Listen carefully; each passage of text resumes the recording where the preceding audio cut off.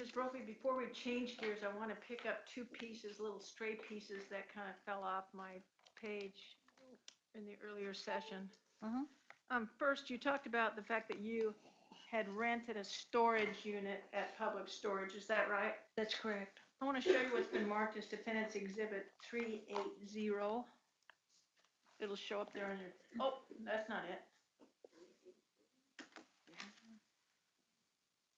Can we take that down? Did you show that to me? I did, yes. Okay. Hold on 1 second. We don't have a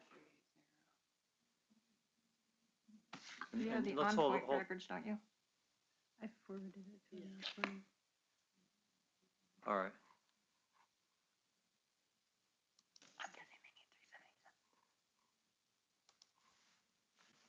Okay for me to turn that? Your Honor, it's a page out of the on-point records that have already been admitted in their entirety. Okay.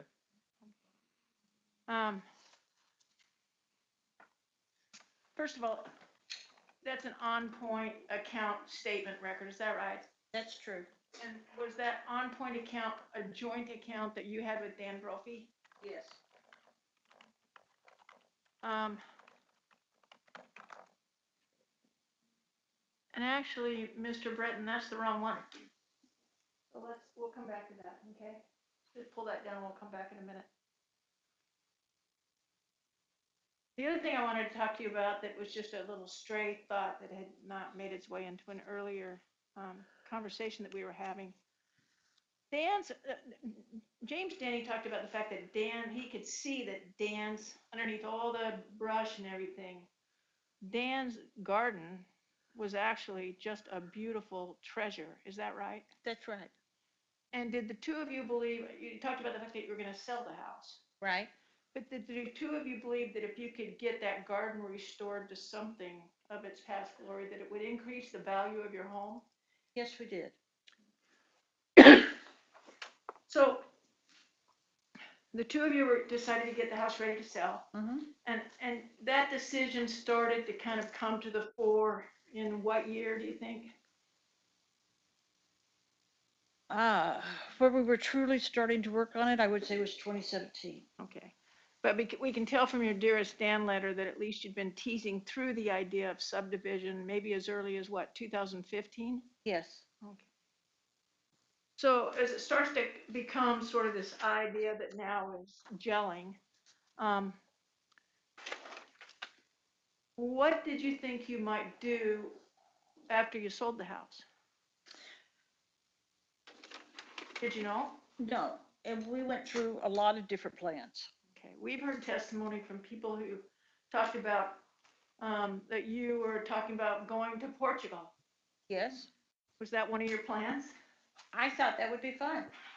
And I think Dan flirted with the idea, but in the end, he put a little pin in my balloon and said, you would be miserable. I would be miserable if we were that far from family.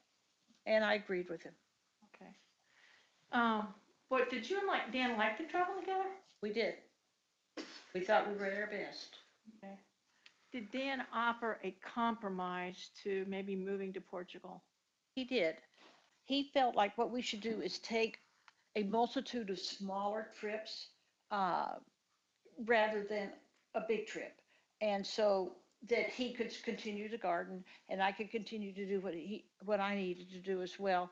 And yet we would still have the experience of being together and going places that were fun and different. Okay. In early 2017, did you do one of those trips? We did. What'd you do? I was invited to speak on a cruise ship for a writers conference. I have a talk I give called Redeeming Your Antagonist. You'd think I could remember. Redeeming Your Antagonist. And I said, you want to come? And he said, sure. And so we flew to Fort Lauderdale, took the cruise, took a cooking class, and came home. Okay. Did you take another trip later in 2017?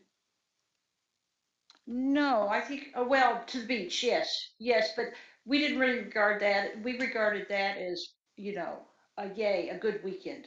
That wasn't really a vacation plan so much, but we went to the beach several times. Okay.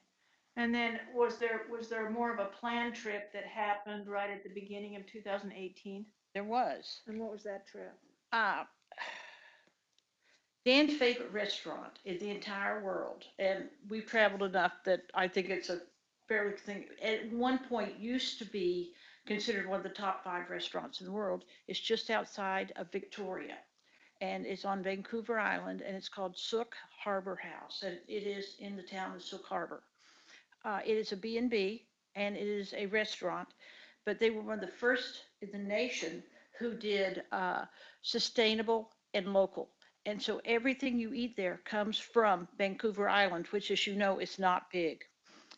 So we had eaten there several times over the last 25 years. I'm going to say 6, 7 times. I'm pretty sure we took Dan's parents there. It was just a place we really liked. And we'd never been able to stay at the B&B because we'd never had our timing right. Well, we discovered that we had an extra week for Christmas in there that we weren't expecting.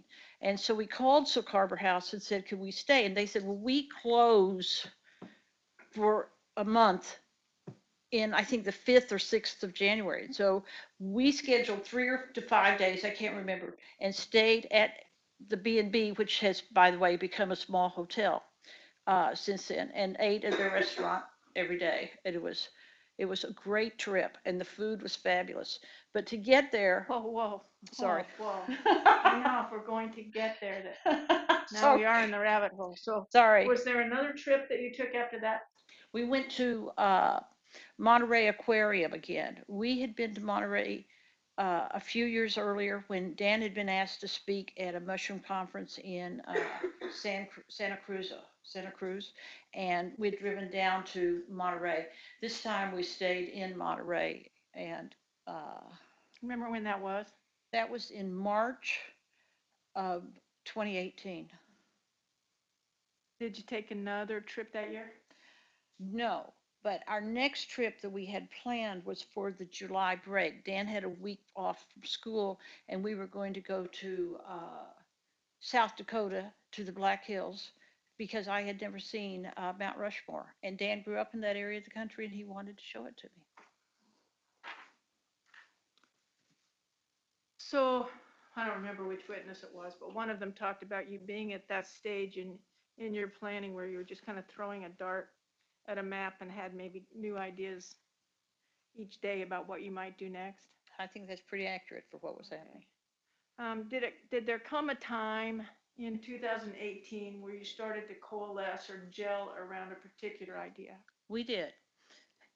In the fall, particularly when I was selling Medicare, I was looking for, because I was out in McMinnville and out in Oregon City and what have you, I was looking for property that I thought might work for us. And as we would discuss it, the more and more and more we discussed it, the more I looked. Dan didn't really look because we weren't really to that stage yet. What really happened is Dan had fallen in love with Delilah's property. And Talk about Delilah Marvell. Delilah Marvell. And so it had some advantages. He wanted to be halfway to the coast. He wanted to be in mushroom hunting location. He was places that he wanted to go. And so the more and more we talked about it, the more we kind of came to a little area that we would want to look in. Okay. And that's the area around Banks that Ms. Marvell described. Right. I want to shift gears. I almost don't want to shift gears, but we probably need to and talk about insurance. Okay. You love insurance, I do. life insurance. I do. When did you buy your first policy? I was in probably 35. And you insured yourself? I did. Were you married? No. Did you have kids? No. Or you bought a policy? Yes. After you and Dan married, did you buy insurance to protect the two of you? I did. We were doing our first trip overseas. We were going to the Orient, and before we left, we did our wills and we bought insurance. And were those policies identical? Yes, they were. One on your life, Yes. one on Dan's life? Yes. And who was the owner of the policy that insured Dan's life? Dan was? And why was that? Because when you own your own policy, you control it. You control who the beneficiary is. You control what happens.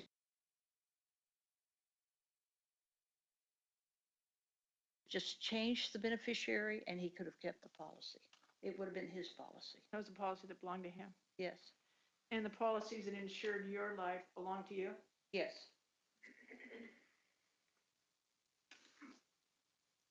We had earlier, what's the dearest Dan letter? We had earlier talked about the dearest Dan letter. I wanted to pull that up again and ask you about a part of that. Okay. Could you pull up 203, Mr. Breton? On the second page of that policy, you scroll down, keep scrolling. Oh, back. Can you see it? There in the middle of the page, it says the 23rd, $266 Americo. What are you talking about there? That is a policy that we bought for Dan and scrambled to get it to him on time when he was 59 and a half, because after that point, he couldn't get it anymore. And That's a policy that insured Dan's life. That's right. But this is a letter that talks about the policies that insure your life. That's true. Why are you telling Dan about this policy on his life that costs $266 a month? Because it's a special type of policy that's also part of our retirement planning. So it is a policy that we got that if I wasn't there to remind him, I wasn't sure he would remember what our plan was. But basically what happens on return of premium is you pay the premiums, and if Dan doesn't die, which was our plan, we get all the money back for the premium. So once again, this is another forced savings account for us. So at 78, we would have gotten back $67,000, something like that. I could be a little off, but I think I'm pretty close. Okay, so up until this time that you buy the American policy, in fact, even when you buy the American policy, have you attempted to each time buy one policy insuring Dan, one policy insuring you? That's true. And did you try to keep it even? Yes. We've heard about a policy that was in place that was paid for by the school that insured Dan's life. Yes. Did you include that policy as part of your retirement planning? Absolutely not. Why not? Because we didn't expect the school to be there when we needed it. You know, Dan had gone through a different culinary school. He'd left that school. That policy stayed with the school. It didn't stay with us. We didn't expect, if Dan left the school tomorrow, 31 days later, we would not have that policy. So we did not regard that as a real policy. I mean, it was a nice employee benefit, but that's all it was for us. Okay, so you couldn't count on that taking you into your 70s or 80s? No. Okay. And the year that you bought this Americo policy, and I forget what the amount on that policy was that a $100,000 policy, the Americo? Yes, no, Okay. yes, it was. Okay. And at the same time, did you put a policy on your own life that had a $100,000 benefit? Yes, I did. But it wasn't an Americo policy? No, it was not. And the policy on you was just like a 10-year term policy for $100,000, right? Right. So why did you buy this different policy for Dan? I would have bought the policy for me too if I hadn't been too old. I mean, this was a policy I regarded as a good policy for people who do not save, that would force us to save. Yes, I'd be the first to tell you there's no interest attached to it, but I would also be the first to tell you that having $67,000 come into us at one lump sum at the end of our 70s might be a real nice windfall. Okay. You heard the testimony of our insurance expert. Right? And he said that you paid between 3 times and 6 times the premium each month that you could have paid for a simpler $100,000 term policy on Dan's life. That's right. So this is a premium that costs you between 3 and 6 times as much. Yes. But you pay it. What are you betting when you pay that? I'm betting Dan will live and we get the money. How long does Dan have to live for you to get the money? 20 years. Actually, it's a 19, but yeah, So when he turns 78 is when, so that's the bet you've made. yes,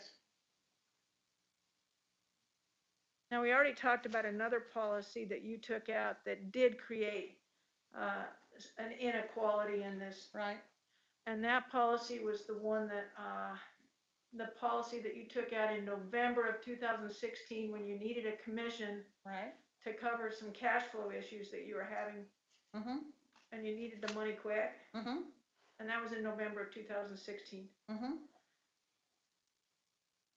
We talked earlier about Larry Schneider, mm-hmm. and I think you were struggling for the term, but was the term you were looking for the contestability period? Yes, it was. Thank you. And that contestability period, do you understand it to be 2 years? It is. And I think what you testified to earlier is that if someone died within the 2-year period, the legitimacy of a policy was much more likely to be challenged by the insurance company. At the very least, Okay. uh, But if someone died after the 2-year period, the insurance company's legal ability to challenge the policy became much more limited. yes, it did. So if you took this out in November of 2016, Mm-hmm. when would that contestability period end? Either October or November when they put it into effect of 2018. So the contestability period would have ended 5 months after Dan Brophy died. Yes.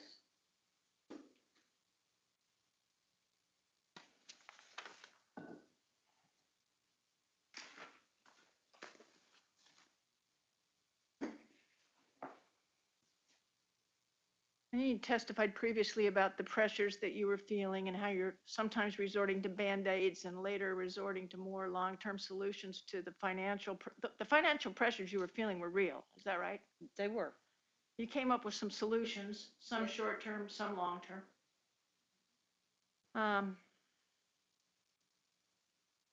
Were you feeling that same financial pressure by December of 2017?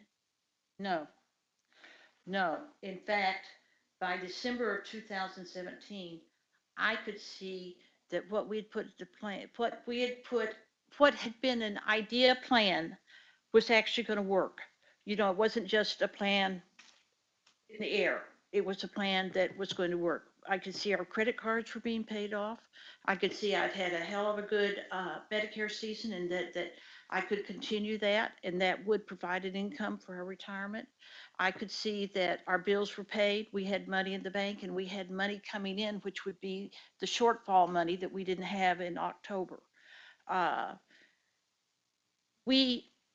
I thought we were over the hump. I thought things looked good, so good that, you know, I was kind of doing a little dance of happiness. Okay.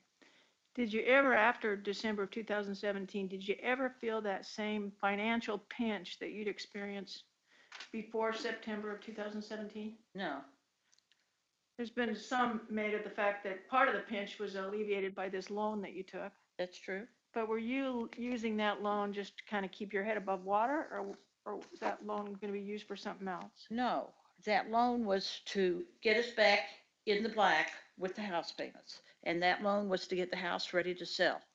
And the loan was to be repaid when the house was sold. That was the first thing that we did with the money afterwards. Even before we bought another piece of property, we repaid that money. And in the meantime, of course, Dan was making payments on that money. But you also had we heard from Ms. Couch that your income went up in 2018. Right? And was that increase in income from 2018, these Medicare policies that you'd sold between, what, August and just whatever that period is? Mm-hmm. And that was something that you expected to continue year after year? It was.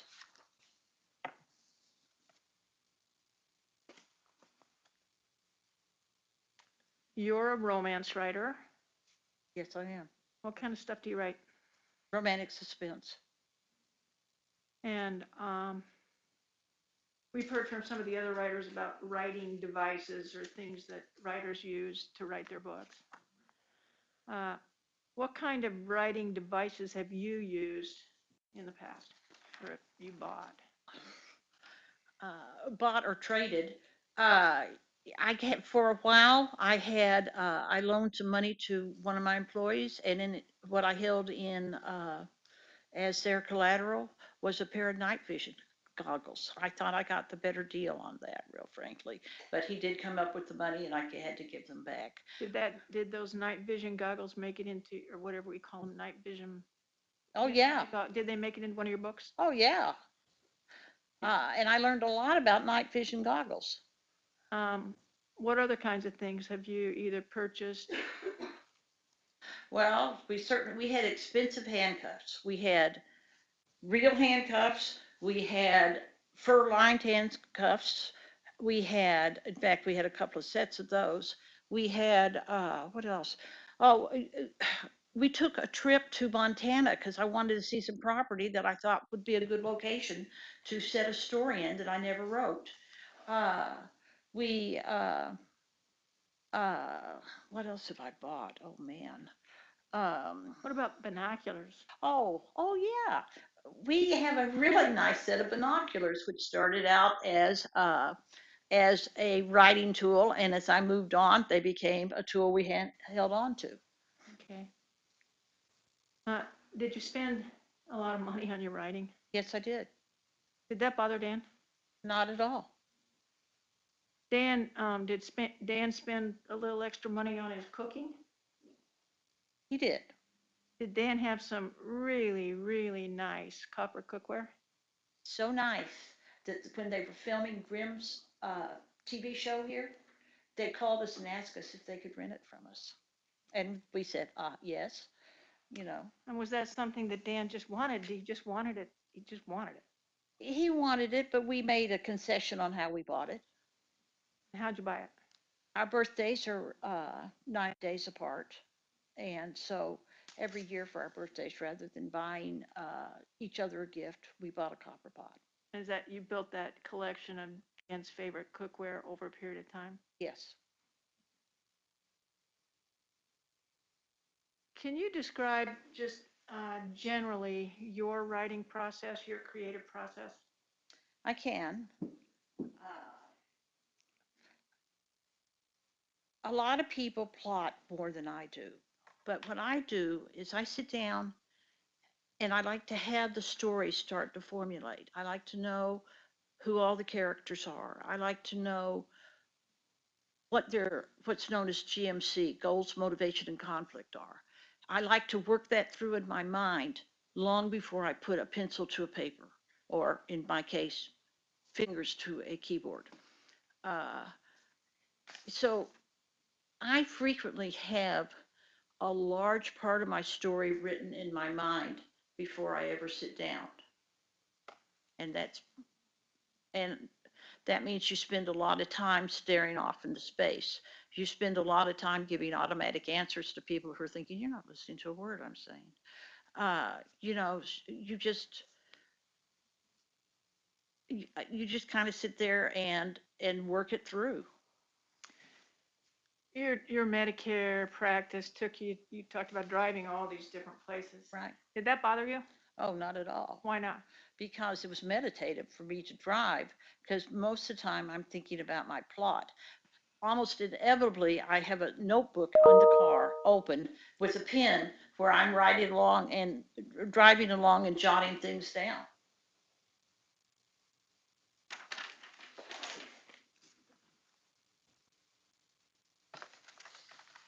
I want to shift again and talk about firearms. Okay.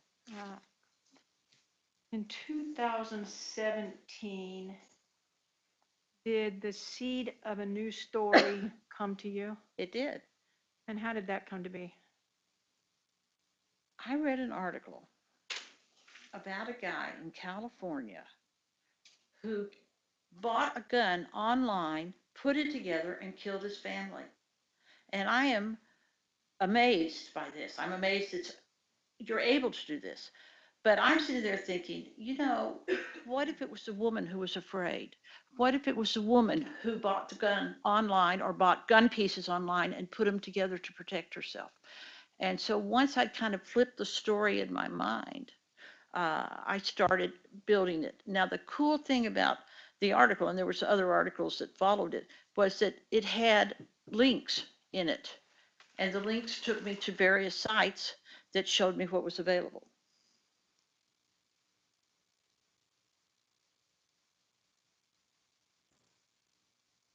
Sometime in November of 2017, is that the article that you're talking about? Yes.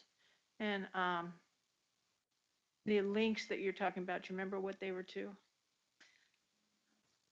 One was to ghostguns.com and one was to Ghost Gunner, something. There was another similar title to it. Okay. Did you go, after reading that article, did you go there? I did. Before you read that article, did you know that guns could come in kits?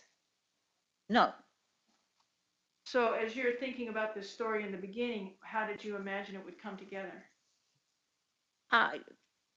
What I really thought is when I was thinking about it was that you would buy pieces one place or another. Maybe gun shops had them. Maybe gun show people. Maybe you bought them online. But I was thinking there's got to be these pieces available where you could put a gun together.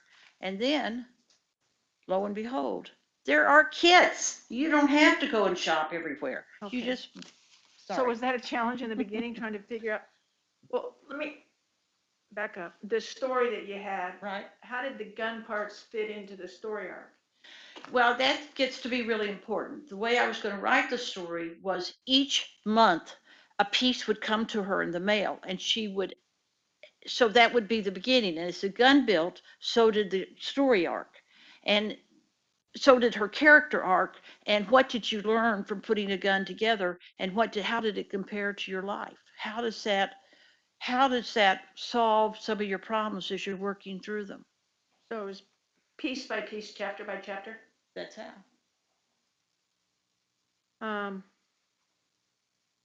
But did you know what pieces to put into your story before you found out about gun kits? No, but I figured that I would research it. I mean, in detail. Uh, People love the internet, but real frankly, I don't know a writer who doesn't have a library card. And I don't know a writer who doesn't go to the public library to look up what they want. Yes, it's online, but it's not necessarily correct online. It's just online. Okay, so let's go back to the New York Times article that had the links in it. How did you use that article, or how did you use the links? Ghost guns had more appeal to me, so I went back to that site 2 or 3 times. And I will say that sometimes my lack of totally planning can be a problem. But they made it sound like it was really easy to put this gun together. Was there a video on that site? There was a link to a video. Okay, and can you remember what the video was about? It was about how easy it was to put this gun together. Yo ho ho, some guy whipped it out and got it together, and it was just nothing. I mean, it was harder than Legos, but not much, according to this video. Okay, so you looked in November of 2017 at this site. Right. Did you buy a gun kit? I did. No, in November. Oh, no, I didn't buy a gun kit then, no. Okay. I went back and forth on buying the gun kit. How many times do you think you went to that site before you bought a gun kit? Oh, If I'll you bet remember. 7 to 10. Really? Uh-huh. Okay, so now, you said there was a time that you came up to buy a gun kit. When was that?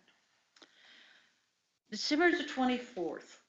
Dan was working, and once again, these were good hours, so we knew it was more money.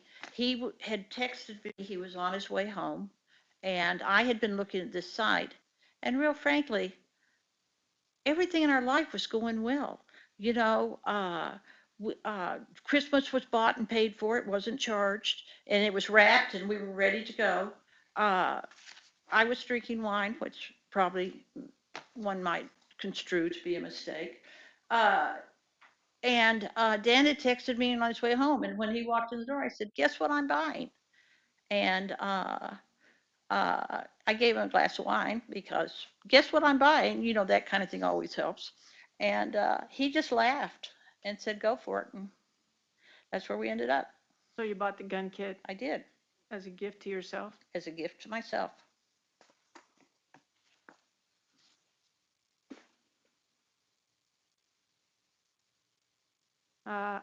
Just kind of generally, Dan was there when you made the purchase? He was, And he texted you before coming home to let you know he was on his way home? he did.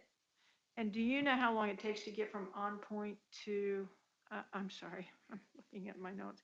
Do you know how long it takes to get from Avamere to your house? I would say somewhere between 6 and 10 minutes. And let me show you what's been marked as, I want to I got nervous by the last one. I just want to look over his shoulder. 377.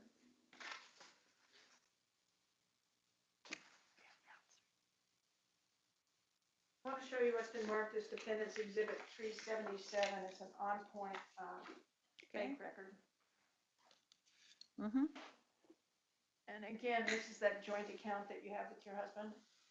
Yes, it is. And it looks like the date, at least that statement period, is from 12/9/17 to January 1st. Is that what it says, of 2018? No, January 8th. Okay, I have bad eyes.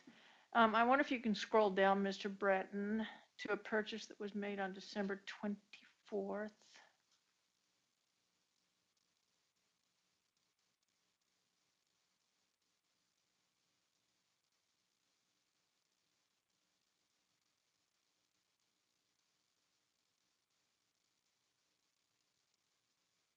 Do you see it, Ms. Brophy?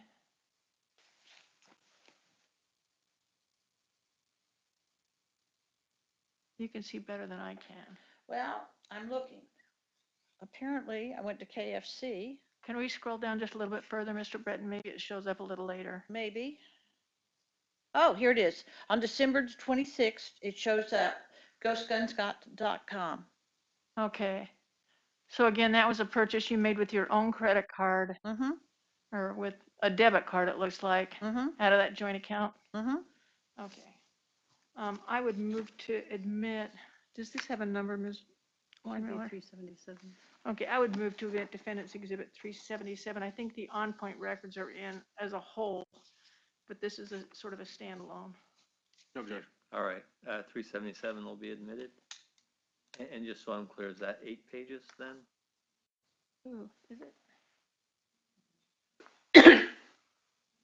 Yeah, it is. It's Okay. the entire statement. Let's see. Okay, you can take that down. Thank you. After Christmas Eve, then you and Dan were planning for this Sook Harbor trip. Yes. And what happened before you left for Sook Harbor? Did you do anything? Was this gun going to get delivered while you were gone? This Yes. gun kit? Okay. And what, if anything, did you or Dan do in preparation for this trip? Dan had the mail held, and when it was, I generally dealt with the dogs and he dealt with the mail. And I took the dogs to the kennel, and he had the gun kit, had the mail stopped. Okay. So the mail was stopped for while you were gone, Mm-hmm. and you came back. Did you come back over the weekend? Do you remember? I don't remember exactly what day of the week it was that we came back. Do you remember whether on the Monday after you returned, you went in to do these blitz calls, these Medicare blitz calls? Right. I did that, and that usually takes, depending on how long they let you do it, anywhere from an hour to 4 hours. Okay. When you came home that night, was the mail indoors? It was. And was the gun kit there?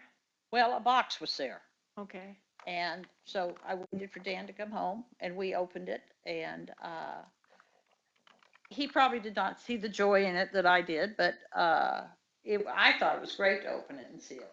Okay. When you opened it, counsel for the state had passed out this little plastic bag that was filled with, looked to me like 5 billion parts. Mm-hmm. I think that count is accurate. Yeah. when you opened that and saw little parts like that and the other things that it was going to take to put together this kit, was that a little daunting? It was. It was. I was not expecting it to be quite as intricate. Uh, you know, they said, oh, the bottom part, they said the gun kit's 80% together. So you think, how hard can the last 20% be? Well, it turns out harder than I was expecting. Did you ask Dan about tools that you would need to put that Yes. together? I said, do we have a drill press? And he said, no. But I also knew that if we didn't have it, other people would. I wasn't that worried.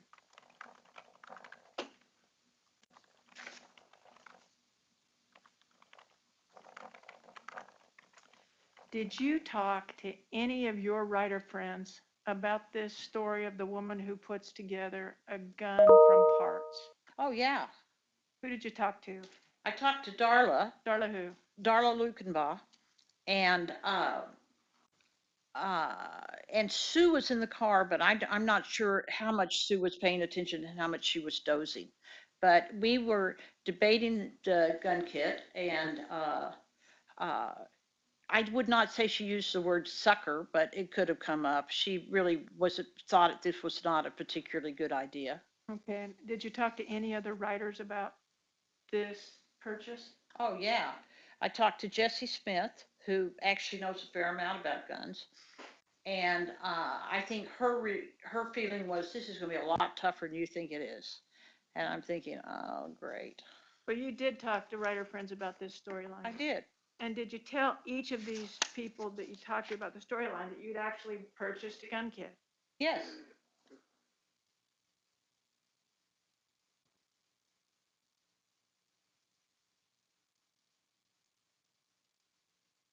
Your mother-in-law testified that, leaving the gun kit aside, your mother-in-law testified that you had actually said something to her about thinking about buying a gun, like a gun, not a gun kit. Yes.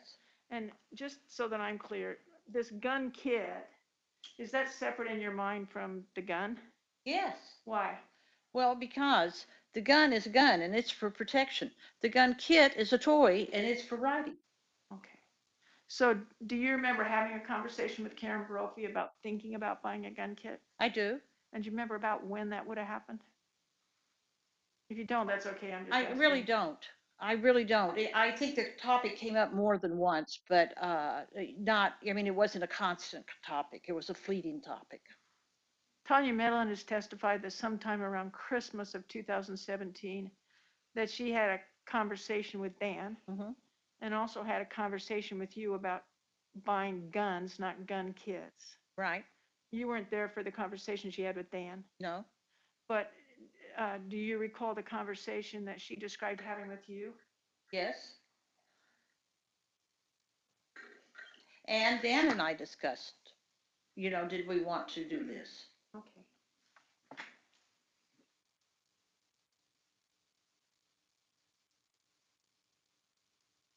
How worried were you about Dan going out mushroom hunting by himself? Yeah, I was worried on 2 or 3 fronts. Mushroom hunters, and Dan is included, do not give away their spaces. Dan may have taken his class mushroom hunting, but it was never the places he regarded as his and special. He was frequently in the woods. Um, he on more than one occasion told me he had gotten turned around. He on more than one occasion told me he could hear hunters not that far away. And he, I was worried for him. And he went mushroom hunting a lot.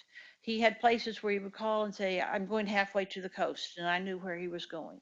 He had other places where he was going all the way to the coast. I know he and Nathaniel in the spring would go over to Astoria and go in areas they knew about over there. But mushroom hunting is not all that safe. I mean, you have a lot of people who are territorial. The mushrooms are worth a lot of money, and maybe more so to a chef than to, well, not than to somebody who makes their living off of it. And there's certainly people who make their living off of it. Were you worried that he might be in physical danger?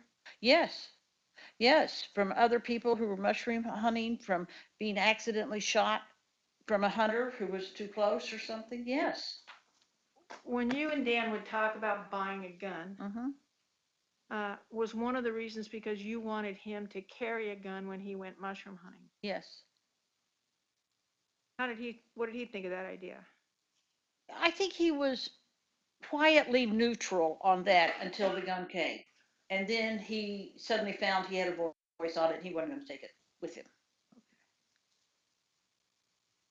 Sometime in the beginning of February, maybe January 31st, February 1st, did you actually use your computer to look online for gun stores in Portland or in Oregon? Yes. Did you buy a gun then? No. Do you remember what it was that prompted you to look for a gun store? It had been a conversation that had gone back and forth between us for a while. And so, like any good writer, I'm doing research. On February 14th of 2018, did something happen that kind of changed everything about guns?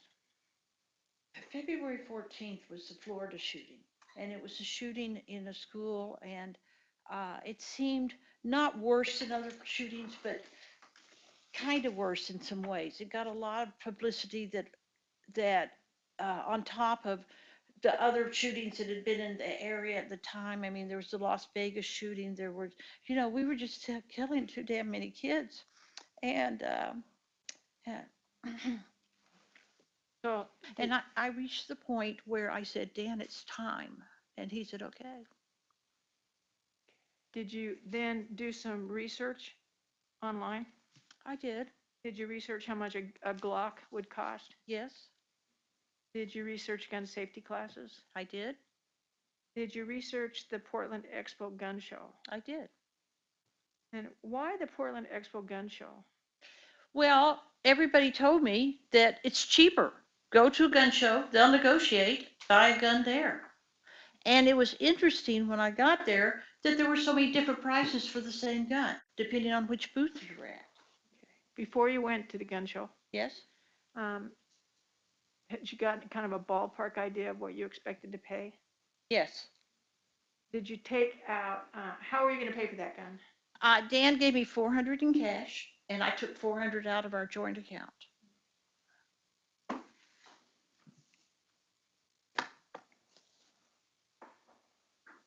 How much did you think a gun would cost? I was expecting in the $600 range. Okay. Now, you said that this time when you brought it up, that Dan said, go ahead and buy a gun. Mm-hmm. Was he enthusiastic?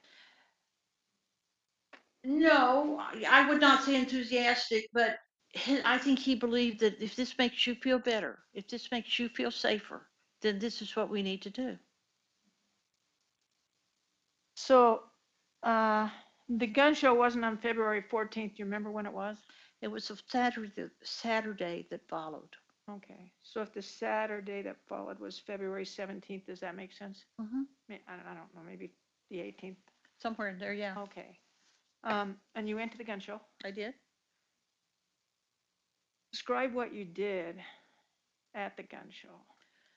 Well, when you first walk in at a gun show, you have to turn in a gun if you're carrying it. And that, I'm sort of surprised that not that made perfect sense. It's just that, I didn't know anybody who carried a gun with us. So I was surprised at how there was this long line to turn in their guns. But then you go into a room and they're set up like booths everywhere. And I walked around and I compared prices. I'd already decided that I wanted a Glock. And so, Why did you want a Glock? well, several reasons. Had it been recommended to you It by had been anyone? recommended to us. That was probably the biggest of the reasons. And also the gun kit was a Glock, so that I had similar guns in terms of, I didn't have different working parts. Did you think that you were going to buy a Glock 19 that had been put together? I did. Was that your goal? That was what I was thinking when I went in. What happened when you sat down to actually buy the gun with the people from J&B? This guy was not only a nice guy, But he said, you are going to be so much happier with a 17. A 17 doesn't have the blowback that a 19 has. And as a woman operating it, this is more of a gun that you will find easy to manage. And I thought, I don't need a 19. I need this gun that's easier to manage. So you bought the gun that he recommended? I did. Did you use your ID? I did. Did you go through the clearance and I did. register the gun? I did.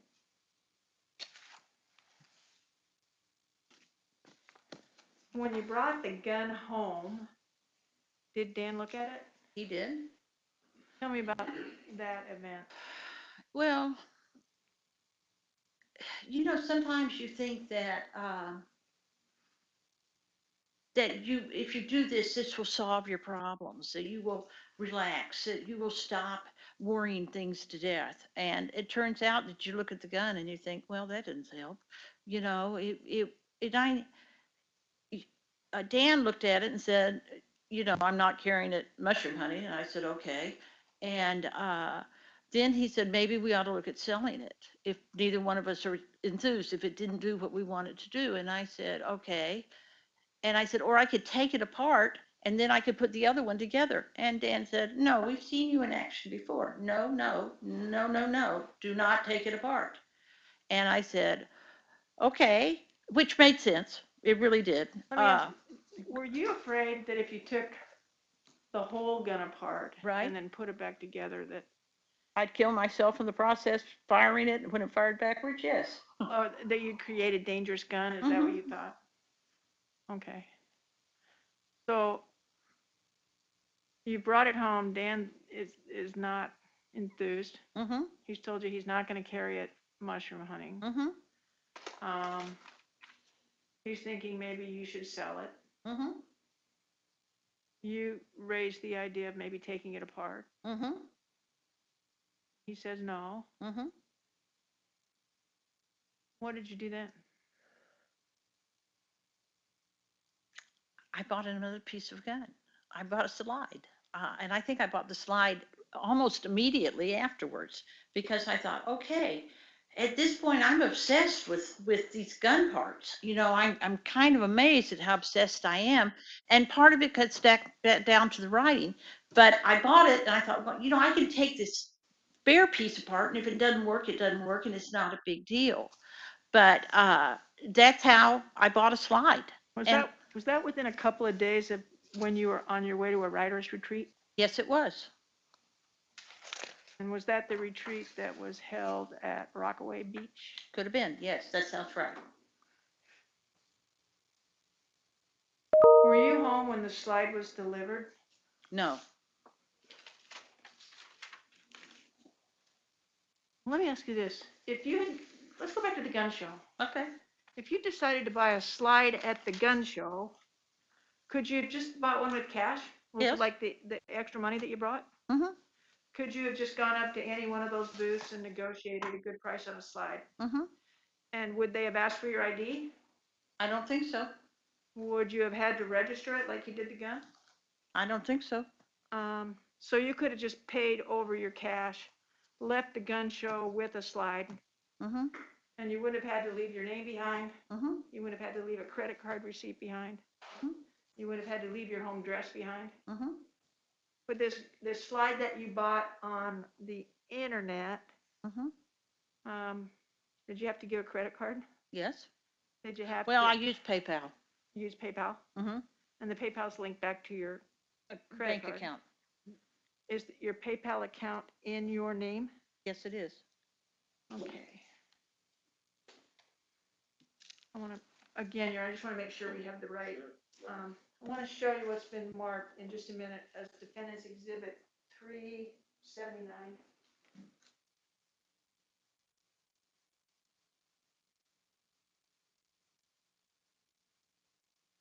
You can display it now, thank you.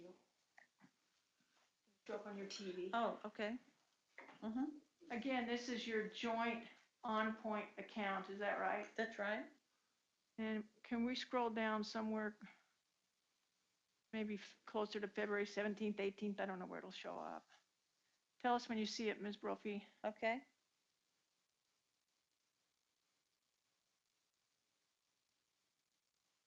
Stop. You see, oh, You see it yet? No, I do Okay. not.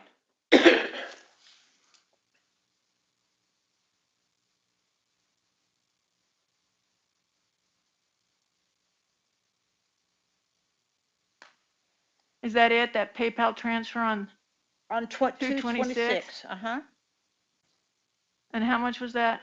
$364.99. Okay. So that was a PayPal transfer, and did they require shipping information? Yes, And did you have that shipped to your home? I did. Whatever that is. Oh, oh, can I also show you what's been marked as Defendant's Exhibit 378?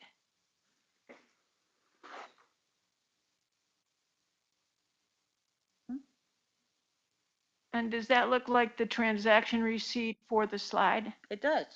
And it says that it's shipped to you. Is that your real name? That's my real name. Your home address? Yes, It looks like the United States Postal Service was going to bring it to your house. okay. Is that right? That looks like it, yes. USPS? Uh-huh. Okay. So the slide that you purchased carried somewhat of a paper trail behind it. Is that right? Yes, Your Honor, I would move to admit Defendant's Exhibit 378 and 379. Any objection?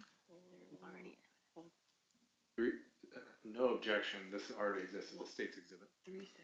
Okay, all right. Well, they may be duplicative, but Oh, sorry, Your Honor, what we have as 378 is not what defense is showing.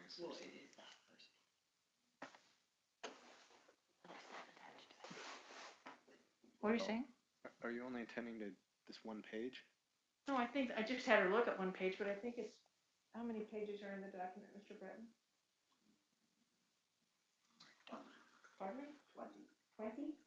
Wow. Yes, so I would have an objection. okay. I didn't realize there were 20 The pages, I'm first sorry. 2 pages, I do not have an Your objection. Honor, I will modify that and offer the first page later, because that's the one that I think is important. Whatever's the actual receipt that shows the shipping address. Is there an objection to that particular page? No, it already exists as a state's exhibit, so Okay, no. all right, so that particular page can be admitted as this is Defense Exhibit 378. Thank you, Your Honor. And then We'll with modify regards it. to 379, is there any? That's- No, you're right, that's the on-point reference. We don't have any objections to any of the on-point reference. All right, so 379 in its entirety is admitted. Were you home when this slide was delivered to your house? I don't think so. Okay.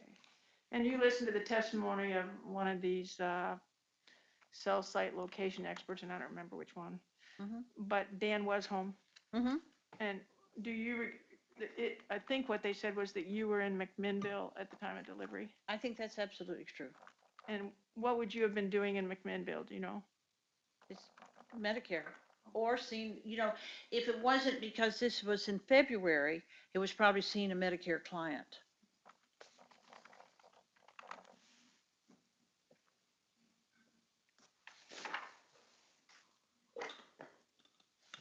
We saw a couple of different, there've been reference to a couple of different YouTubes or videos that you watched. Mm-hmm. And did you watch them with us? Do you remember seeing them real time? Yeah, I had seen them before. It wasn't a total surprise to me. Let's shift gears again. I want to talk about the week before Dan Brophy died. Okay. On the morning of May 26th of 2018, did Dan injure himself? He did. What did he do? He had decided to take a shower downstairs so it wouldn't wake me up. And he took a shower and he must have twisted or jerked this glass shower door we had because it suddenly shattered into a million little pieces. And I didn't hear it shatter upstairs, but Dan came upstairs and he said, "We've got a problem." And his palms were bleeding. And apparently the bottom of his feet were bleeding. So he'd gotten out of the shower and managed to make it upstairs. He was doing a class. He wasn't doing a class. He was on a panel for a class. at PCC that day. So I said, we got to go to the hospital. So he has Kaiser insurance, and we went to a Kaiser hospital that was as close to PCC as we could get. Uh, and and he ended up having stitches. Okay, so while Dan was getting cared for at the medical center, Right. what did you do? I got in the car and drove over to PCC, and he'd given me a map as to where to go. And I went up to where the panel was, and I said, I know Dan Brophy's supposed to be here right now, but he's having this medical procedure, and he'll be here as fast as he can. And they were all real relaxed, and they said, that's great. You know, when he gets here, he gets here. And so then I drove back over to Kaiser, picked Dan up, who was finished close to then, and we went over there, and he went to his panel. What did you do while Dan was giving his presentation? He was in what I would call the student union building, although I'm sure it has a different name. And so in the bottom floor, there's a cafeteria type place and a lounge where you can sit. And I was going through my emails. I had my computer with me, and I was going through my emails, and Did you get an email that excited you? I did. What was I it? did. In the Witches trilogy, I had gotten an email from an editor saying that they would like to look at it. I'm going to show you what, I'm sorry, Oh, go ahead. show you what's been marked as defendant's exhibit 209.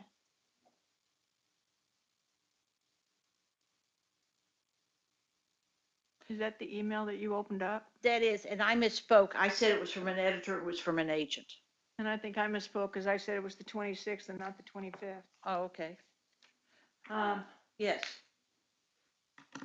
And so it's an email that tells me how to submit it because they would like to see it. Okay. Thank you, Mr. Britton. I don't remember if this has been admitted, but if not, the defense would move to admit exhibit 209. I'm not sure either. Does the state object? I think it's been pre-admitted, but we don't have. All right. It may have been, but in abundance of caution, 209 will be admitted if it hasn't already. I confess to losing track. Over the next several days, over the next week, where was your head? Oh, I'm trying to shape the story up to send it to this agent. It's a trilogy, and I'm finished with book 1, although it needs editing again. I'm finished with book 2, and I'm 60% through with book 3. So I have to make sure that I've got everything I need in book 1 that I'm going to need in book 3. I know that doesn't make sense, but you live and die by the first book. You can't suddenly introduce something in book 3 that because you need it if you didn't refer to it in book 1. So what I was doing was trying to finish my story, trying to get the first story together so I could send it to them, reading it through one more time to make sure there wasn't something stupid that stood out in it. Was there something stupid that stood out in it? Oh, there's always something stupid that stands out in it. That's, half of writing.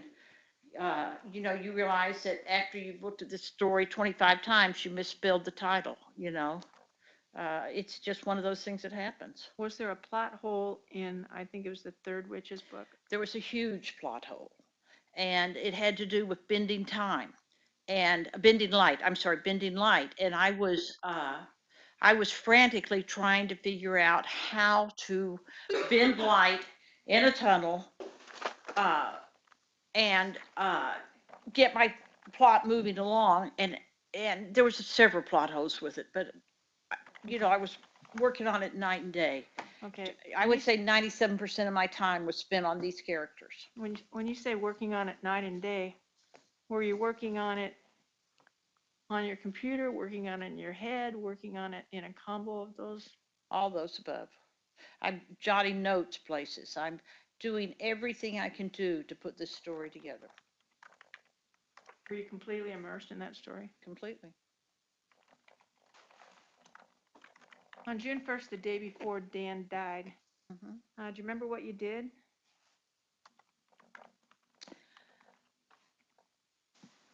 Yes. We met for breakfast We Dan and I met for breakfast he had gone down to school to drop off his carts. Or at least I assume right now that that's where he'd gone down, to do that. But he'd gone down to school to do something. We met at the Six Corners Cafe, which is, this little, breakfast place that we like to go to, that's had about 1,800 different names. But it's at the intersection of Sholesbury, Beaverton Hillsdale Highway. yeah, Let me help. thank you. What'd you do after that? We drove back toward our house and stopped at St. Matthew's rummage sale. And there's a Lutheran church that has this great rummage sale every year, and we had talked about going to it, and we went. Did you find anything at the rummage sale? We did. What was it? Well, for Nathaniel, Dan had found a food dehydrator. And so I know that he had been in contact with Nathaniel, asking him if he wanted a food dehydrator before he bought it for him. And then I had found this kind of adorable little toy box that was a little beaten up. The wood was fine, the paint job needed serious work. And I thought, great, this is perfect. So I bought this little toy box because Nathaniel's wife was pregnant, and we had a new baby on the way, and he had another daughter who was. I thought this would work out really well for them, so I bought this this toy box. Now, is that something that you did? Yes, Took I mean, things like that and restored them or Yes. refinished them? it's very. It's a great thing to do when you're a writer because you don't have to think about a lot of the stuff you do. I mean, when you're slapping gray paint on something because you need a primer coat, you can do that in the dark. Well, you can't, but you know what I'm saying? You don't have to pay attention to every brush stroke. It's very meditative. You can think about your story.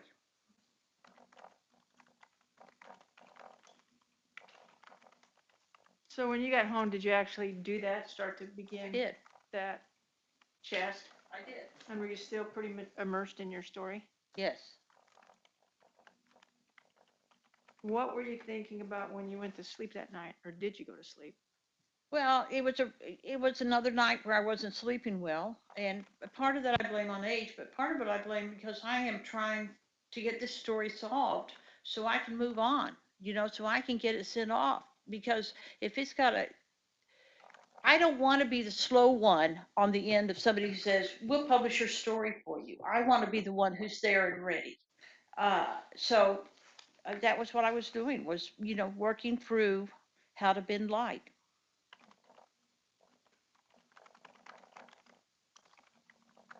You said that you had trouble sleeping. Did you ever get to sleep? It was probably off and on. Okay. Was there a time in the night that you got up to go to the bathroom? Yes, yes,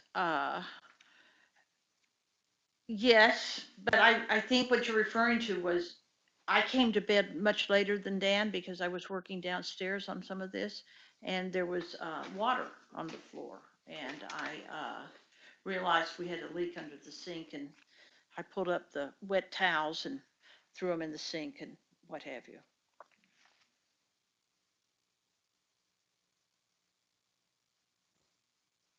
Does Dan usually get up earlier than you? Much.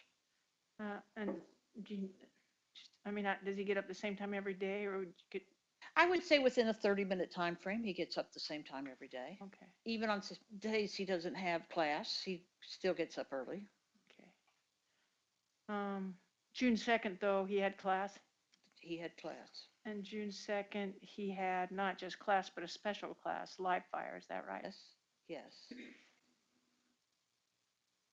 What's the first thing you remember about the morning of June 2nd? Remember waking up? I do. And I'm looking at Dan, who's leaning over the sink, looking at wet towels, going, what are these wet towels here for? When you saw that, do you know whether Dan had already had a shower or whether he was planning to have a shower? I don't know. I just don't know. What's the next thing you remember? Him going downstairs with the wet towels. You know where you were when you I was Saw still that? in bed. Okay. What's the next thing you remember? I leaped up out of bed and put on as minimal clothes as I could. You say minimal clothes, what do you mean? I mean, tights and flip-flops. I already had a nightshirt on. And, On most Saturdays, or most days when you don't have to go to work, mhm, when you don't have to go to a Medicare kiosk, mhm. what, how would you spend your mornings? I'd go get coffee at Starbucks and I'd come home and get back in bed and write. How many mornings in the last several years did you go without a Starbucks? Oh, not many at all. Dan and I used to joke that we were pretty sure we were building a retirement home for this guy. So typically on a morning that you didn't have to be at work, you'd get up, you say you would leave your nightshirt on? Yeah. You know, who's going to see me? I'm running to Starbucks, I'm going to the drive-in, I'm coming back home, And then writing? and then writing. You remember putting pants on or tights on? Right? Do you remember anything else from that morning? No. No. The next thing I remember from that morning is the phone ringing and it being Maxine. And that's Maxine Borcherding. Yes, it is. We heard from her earlier in the trial. We did. And where were you when Maxine called? I was in bed writing.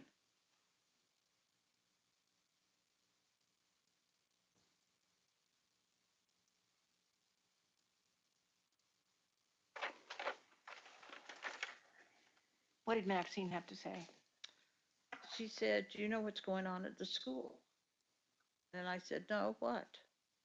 And she told me about the fact that Potluck in the park had called her and there was some sort of police interaction going on down there. And so I said, "Let me call Dan, I'll call you back." So I called Dan and he didn't answer, and I texted him and I called Maxine back and said, "I'm not getting an answer." When Maxine called you, did she talk to you about some sort of a news report? She did. She said, it's on the news. And I said, okay. So the whole time I'm dialing Dan, I'm flipping channels on the news to make to see if I can see anything at all that tells me what's going on. Okay, so you talked to Maxine and then you try to reach Dan. Mm-hmm. Do you know how you tried to reach him? I know I called him, and I know he Ask you didn't. this, why didn't you Oh. leave a message if you called him? I may have, but I don't think I did, because if he doesn't answer his phone, he's going to see it's me and he'll call back. You know, and I texted him because usually he's better at texting, particularly when he's got a class going on, and he didn't respond. And I talked to Maxine and said, "I don't think I'm going down there," because you know how you can hear your husband laughing in your mind where you're saying, "Yes, I came down to rescue you," and he's going, "What are you thinking? If it had been a problem, I would have called you. You know this." And so hearing this in the back of my mind, but at the same time, I'm worried that this text message is going unanswered and there's police there. You know, this is not looking good. So, At some point before you called your mother-in-law, mm-hmm. did you have any information about any more details about what was going on at the school? Somewhere in there, I had learned there was a shooting. Uh, at that point, I wasn't sure that I knew somebody was dead or even somebody was injured, but I knew there had been a shooting. What did you do then? I called my mother-in-law, and you know, Karen Brophy is a sweet, sweet woman, but she also has a core of steel, and I have looked to her to be the mother that I lost because What did you say to Karen Brophy? I said, "I don't even know why I'm calling you. It's just I wanted somebody to worry besides me." And Karen came back and said, I'm sending Jack down. You go down, and I will pray." And I thought, okay, that's the plan. We'll do that. And when we hung up, I immediately put on clothes and went down. Okay. No, I know there's been some confusion about this. Did Karen Brophy have to call you another time to Project Go? No. No, she did call me another time. She and I agreed there were 3 phone calls. Uh, she called me, the next time she called me, I was standing in front of the police. And she calls me and says, what's happening? Okay, so I want to back up a little bit. Sure. You decide to go down to OCI. I do. Did you have to change your clothes? What'd you do? Well, I'm still in a nightshirt. So yeah, I had to put on clothes. I may run to Starbucks in a nightshirt, but most of the time I'm not running around downtown in pajamas. And so I put on clothes and I didn't take a shower. Uh, and I know that because I had paint on my hands. And I leaped into the car and hitting the buttons as I'm driving, trying to find more news reports. Now, I don't know exactly when I figured it out, but I knew by the time I got to school there had been a fatality.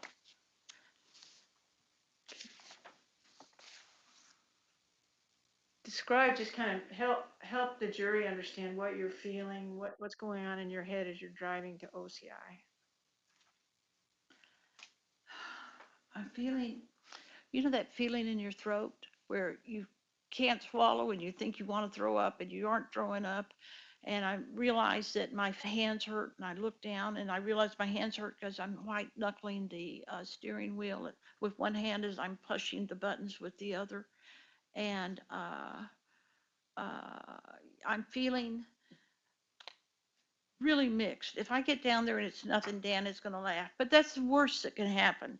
The best that can happen, I can get down there and everything will be okay and everything will be fine and what have you. But the fact that I still have an unanswered text from Dan, the fact I have an unanswered phone call from Dan, and there's police everywhere down there, and there's been a fatality, I am not thinking things look good. I am working myself up into a state without knowing anything. And I can also hear Dan in the background going, well, you know what we say, it's never too early to panic. And I know that I'm doing that, but I can't seem to stop myself from panicking at this point.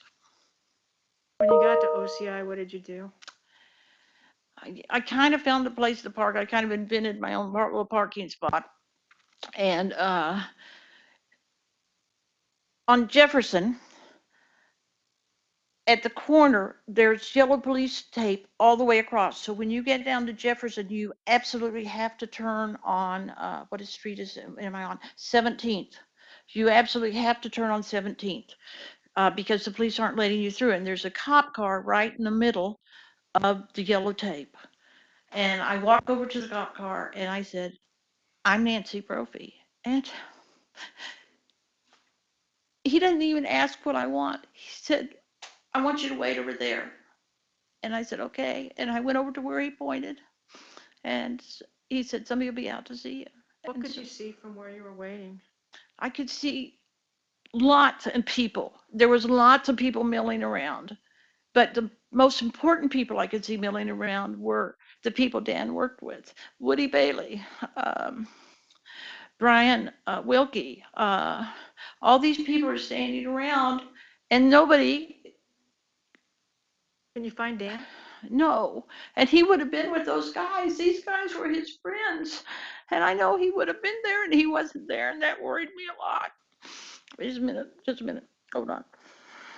Anyway, this worries me that I'm seeing all these people who know him. It worries me that every time I look at the people who know me, they're not looking at me. They're looking down. They're looking away. And I'm thinking, this isn't good. What happens then? The police come, this police woman and a couple other people come and they get me and we walk half a building and they're saying, stand over here so you're out of the light of the media. And I said, okay. And I'm crying. And a police woman who if you asked me later, I would have told you was 100 pounds, but it turns out she wasn't, reaches out and hugs me. And that's the exact moment when I knew. Just a minute.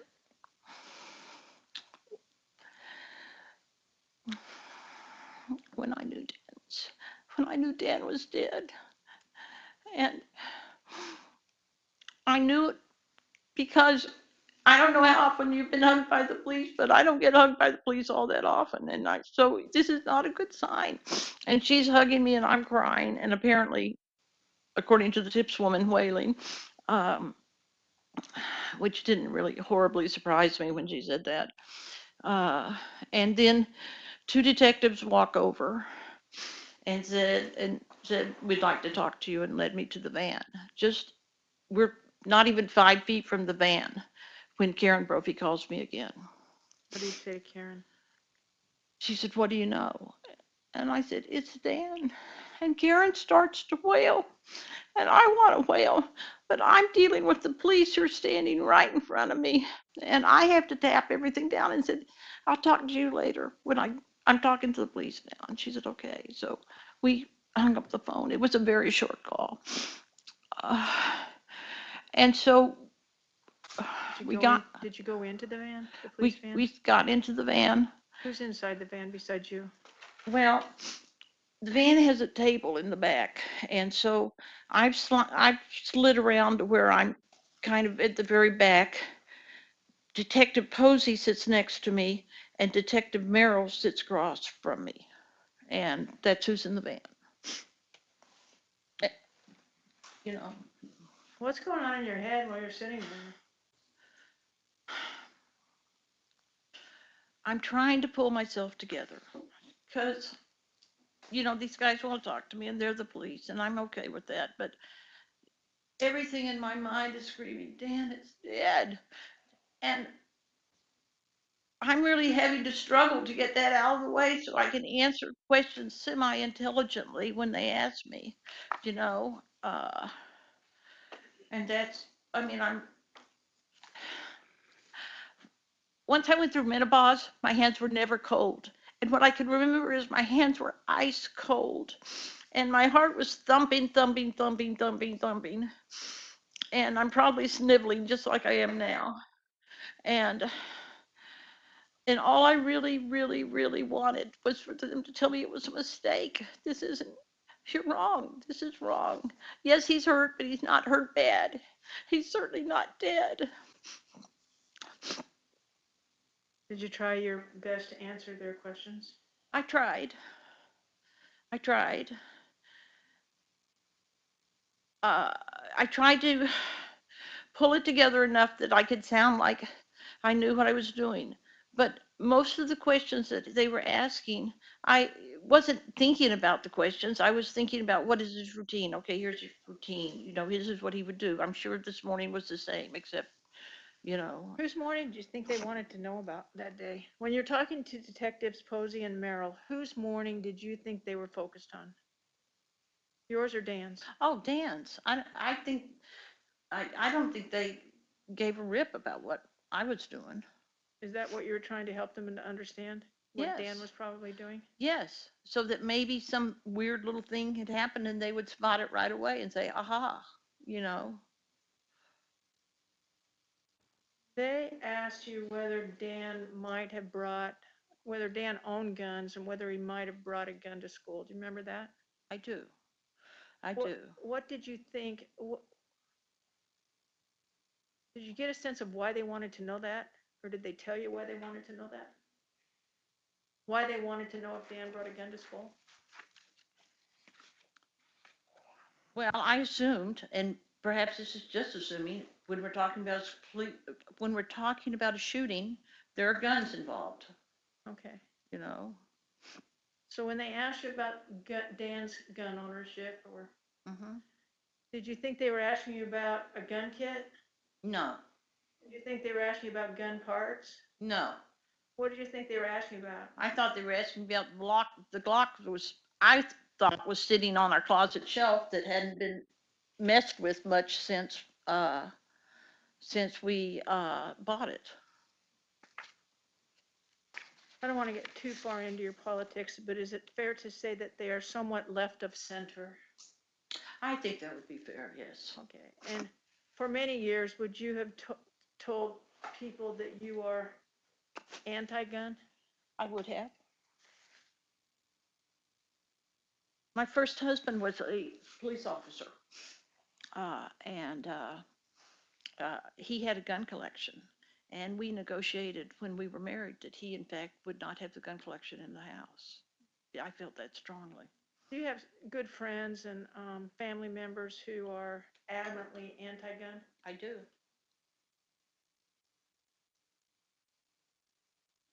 Would you say that before June 2nd that would you say you were still anti-gun?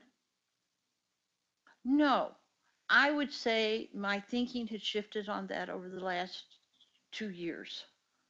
That the country had gone crazy, and we were having all these school shootings, and that didn't happen in the last 2 years. That's been over the last 10. But I was less anti-gun than I had been in the past. But I was more worried about our safety than I ever had been. On June 2nd, after you learned that your husband had been killed with a gun, how did you feel about your decision to buy a gun? Well, in the lighter moments, I thought it was karma kicking me in the ass. But in the heavier moments, I thought, we own a gun and it didn't protect us. We bought a gun to protect us and it didn't do its job. Sorry. You told the police that. Wait, I need to wait just a Sure, minute. I'm sorry. No, I'm sorry. Okay. You told the police that you thought the gun was ugly. I think at that moment, I'd never hated that gun more than I ever did. In that You told the police that you were embarrassed to have bought the gun. I was. You told the police that you decided you really weren't gun people. Yes.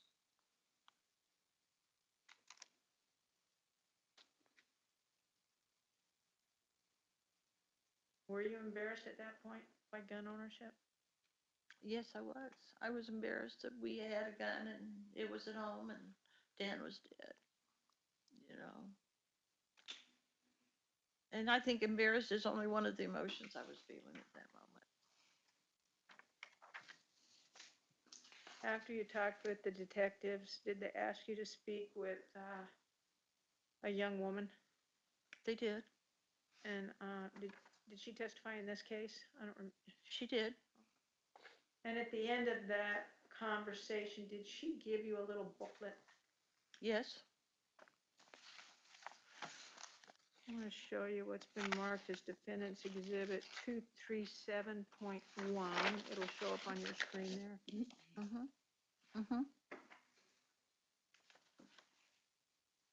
Yes. And what was that inside the booklet that she gave you? Yes. But I didn't open the booklet when I got home. Sue Lute, Darla Lukenbaugh, and Linda Smith had come over, and one of them opened the booklet and said, "Hey, there's really good information in here." And that was when I looked at it and thought, these are things I need to do. Among the things that you need to do, did they tell you to notify insurance companies? They did. And can you scroll down and look at all the things that they tell you to do? No, you can't. He has to do it for you. I Ms. know. Brophy. But I'm seeing one of those comments right here. Okay. Is it too little now to see, or are you good?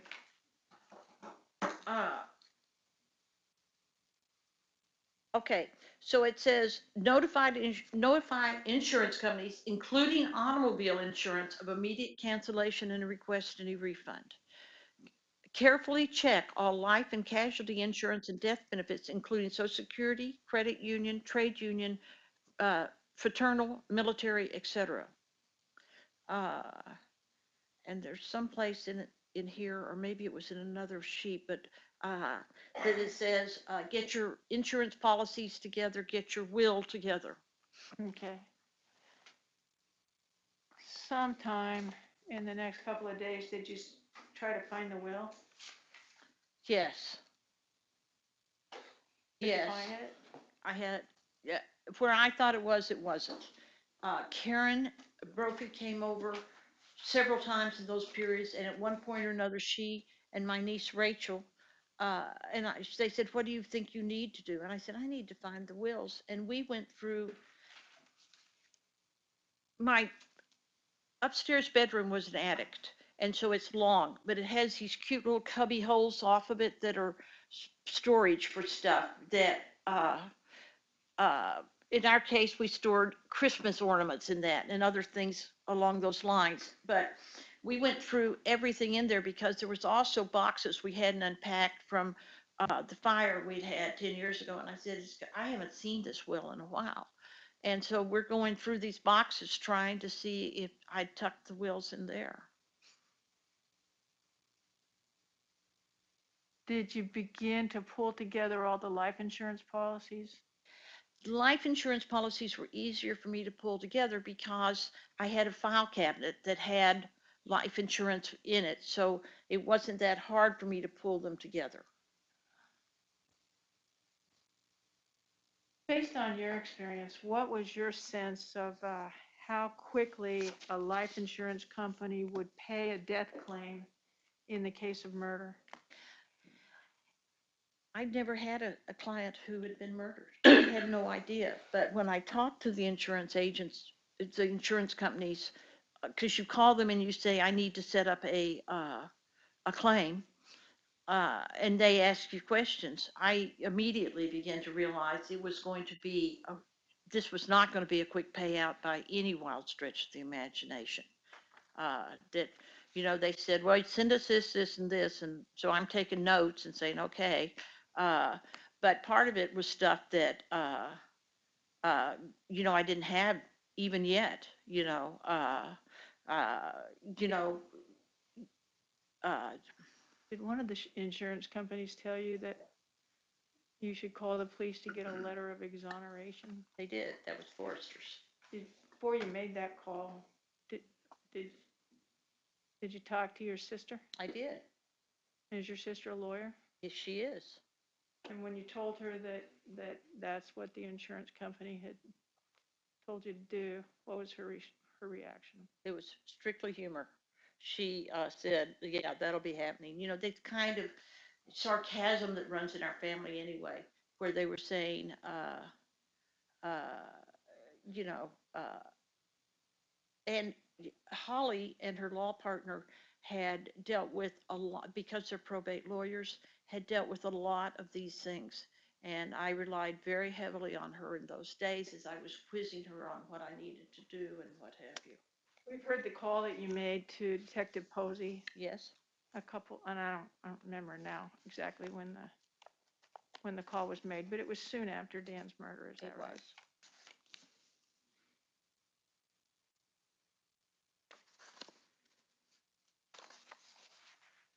I want to move forward again. Okay. After when you were arrested? When was that? September the 5th, I had gone to a United Healthcare meeting, and I had come home, and I needed to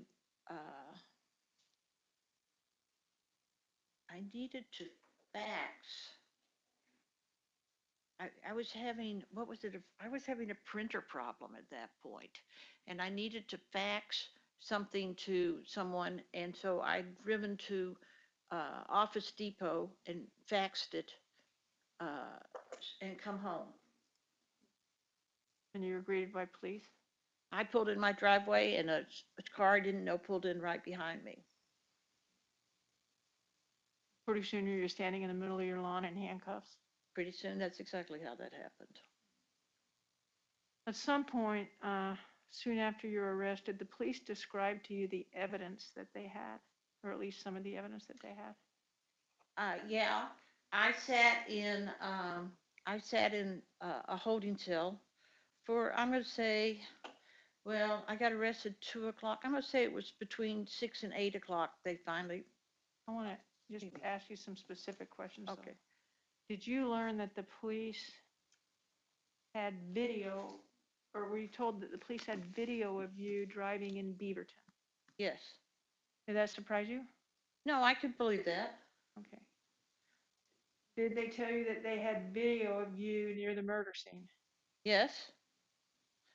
Did you believe that was true? Not for one second. I thought, they're making this up. This isn't true. So shortly after your arrest, were you represented by a lawyer named Katie Dunn? I was. And at some point, did Ms. Dunn come to show you some of the evidence in the case? She did. And did she show you a photograph that kind of shook you to your core? She showed me a photograph of what looked like my van and what looked like me in it and what looked like me in clothes I recognized, What which do you was mean clothes you recognize? that nightshirt that we've talked about, the nubbly black one with the white lace applique. And I was obviously somewhere near the school. I can't remember if the backdrop uh, was Bellagio's or whatever. I wasn't that involved with the backdrop, but I can tell you it looked like me.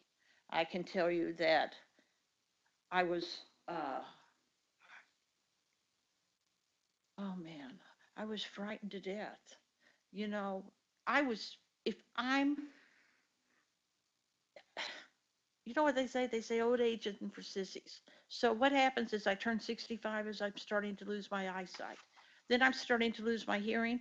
I'm looking at this and thinking, oh man, I'm now losing my mind, because that's what you think. You think, how can this have happened and me not remember this? How am I sitting here in a vehicle and have absolutely no memory of how I got there? And they're saying it happened at this time and it's video stamped. It's not like it's, you know, trust us, wink, wink, nudge, nudge. It's this time. It was not that. It was this picture, and I'm sitting there thinking, I'm not even sure what I was thinking, to be perfectly honest, because even now, as I think about it, my mind kind of goes blank with the horror of it, you know? Are you familiar with that Goose Hollow neighborhood? Oh, very much so. How familiar? Probably the entire time I have spent in Portland has been associated with the Goose Hollow neighborhood. I went to school there. I worked at 19th and Flanders for over 10 years. Dan taught there. Of all the neighborhoods that I'm comfortable with and that I feel I know where I am all the time there, that would be Goose Hollow. And have you written, kind of used the Goose Hollow place as a writing place? I have. What's attractive about that neighborhood for writing? Well, one, it's shady. Two, even though I know it is a home for a great many homeless people, and I know it is a neighborhood that has a lot of drug uh, people associated with it, I still felt safe there. I had been there enough that it was just comfortable. It was more comfortable, in fact, than the neighborhood I'd lived in for 20 years. And When you would come into Portland from Beaverton, yes, um, how would you come into the city? uh, I'd leap on 217, leap on 26, get off at, what's that exit called? The one right after the zoo that takes you right down, past, right down on Jefferson. Okay. Is that typically how you enter the city? Yes.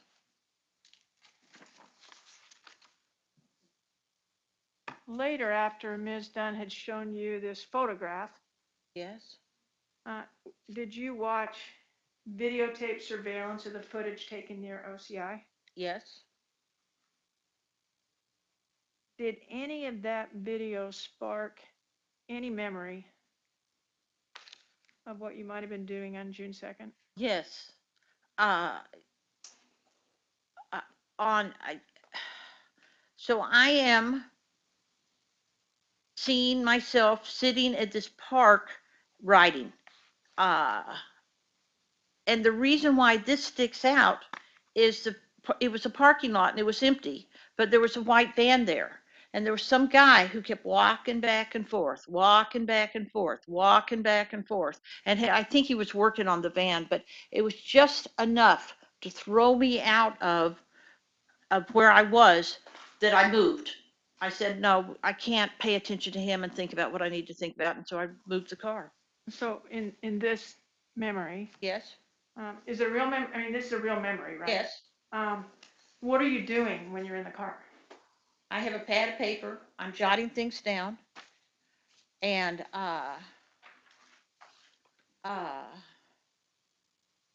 it's a pleasant day, I can remember that because it wasn't raining. And it's shady, it's, I'm just sitting here pulling it together, but that's when that's what I can remember, is that it would be a place I would have felt very comfortable writing, and so I'm sure that that is a true memory. Do you know whether, you said you had written in that neighborhood before, I have, and you're saying that this video triggers this memory. yes, Do you know whether this event that you're describing occurred on June 2nd? no, Do you know that it didn't? no,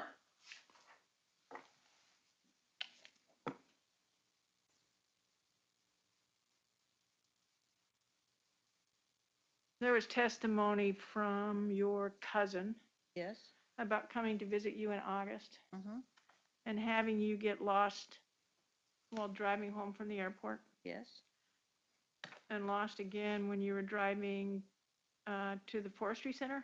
yes, How many times had you been to the forestry center? hundreds. We did a lot of catering there. Uh, the zoo was right there. We'd taken our granddaughter to the zoo. We'd gone to the zoo.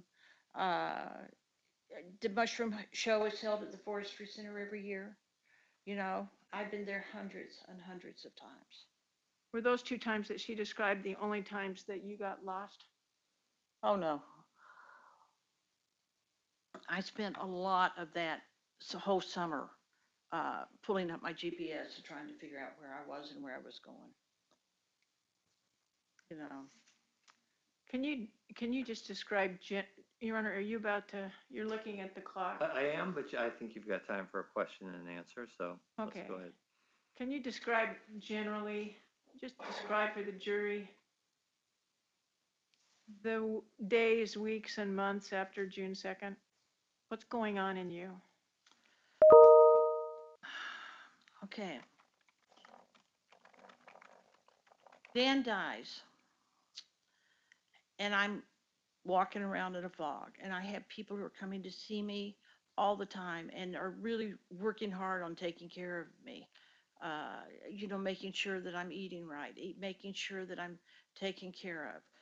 And just about the time that I think I can probably start coming back to life, my brother dies.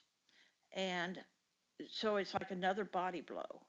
So now, because I was left as the executor of the estate, I'm going back and forth to Texas, functioning. I'm putting on my, I'm okay face. Oh, I'm okay. And my smile that is neither sincere nor humorous or anything. And I'm getting through my days. Step, step, breathe, step, step. And you know what they tell you? They tell you that when you grieve, you go through these 5 steps. And we've all read this. We know this. We know the 5 steps. It doesn't work like that. They don't tell you that the steps, that it's not a little smooth transition. Okay, now I'm in this step. Now I'm in, no. I could go through all 5 steps in the morning and still be ready for the afternoon. I am in a fog. I have no idea what's going on 90% of the time. And fortunately, I have people who are just kind of stepping into my life and helping me out. My family sent Susan to me, and I wanted Susan to come. It wasn't that, but they keep her with me until they think I should be able to function. And I'm probably alone for a week then when my cousin Janet comes. And all it is my family saying, we're with you. We know you're suffering, and we're just here to help if we can. Then my Uncle Ed dies. And when Janet described him as the Mr. Rogers of our family, he truly, truly was. He was probably one of the nicest guys in the whole wide world.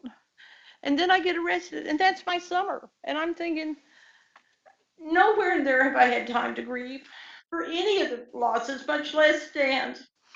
And I'm in a fog, and I go into the one thing you can tell you when you get arrested, there are 2 things that never happen. It is never quiet, and it is never dark.